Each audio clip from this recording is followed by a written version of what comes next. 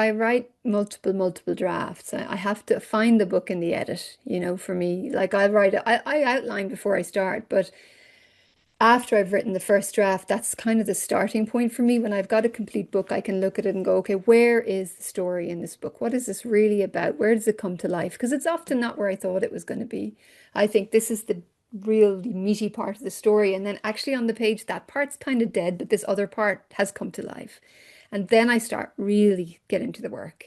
And I re-outline, I'll say, okay, now I think this is what the story is. And I'll write the second draft. And then it's polish, shape. And slowly it becomes something worth reading. I don't, There are writers who just write it. They're magicians to me. I don't know how they do that.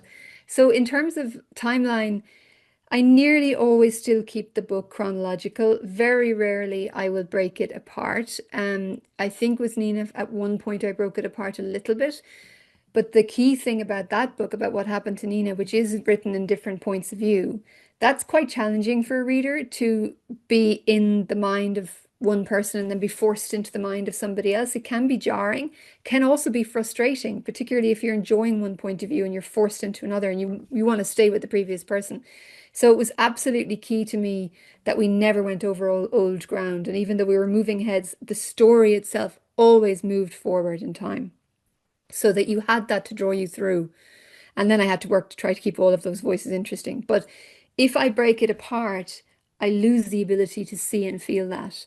So I mostly keep the book in the shape it's ultimately intended to be in because you're always trying to see it from the reader's final point of view, if that makes sense.